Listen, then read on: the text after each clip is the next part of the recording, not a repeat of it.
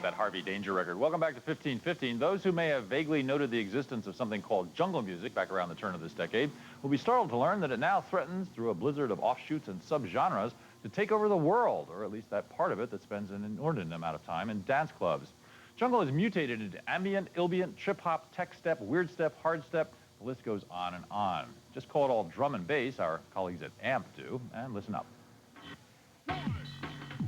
This is the most relevant music that's around. It's obviously the most futuristic music that's around, and it's not anything that's going to go away anytime soon. And anybody who thinks that this is still a fad is in for a shock.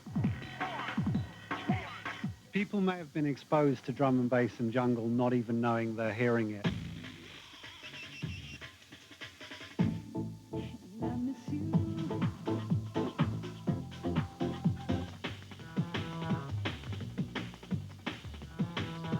The term drum and bass actually comes from the part of the jungle record where it would break down into just the drum and the bass.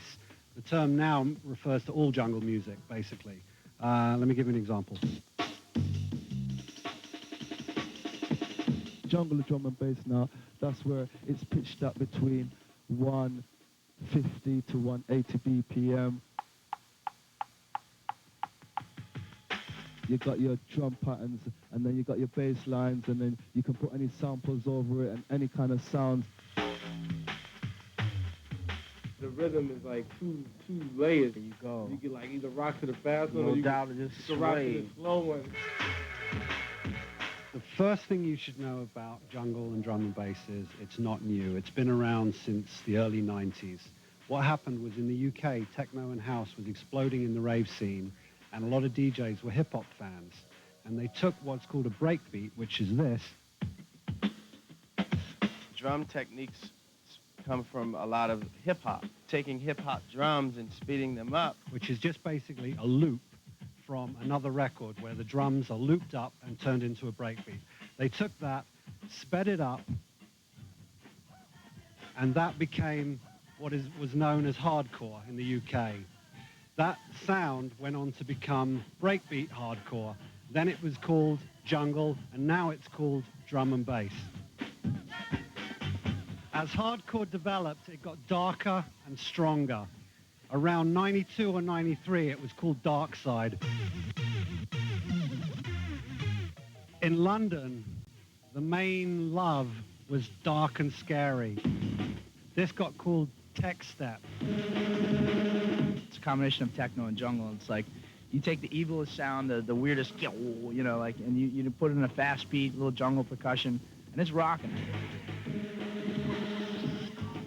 Around 1995, the Bristol jungle scene started to really come into its own, with people like Ronnie Size and DJ Crust and DJ Dye coming to the forefront.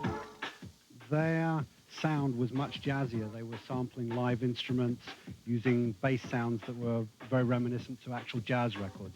Here's an example.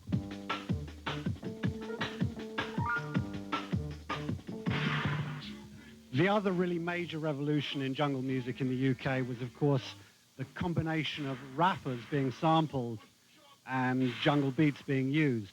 This was termed jump up, probably because of the bouncy bass line.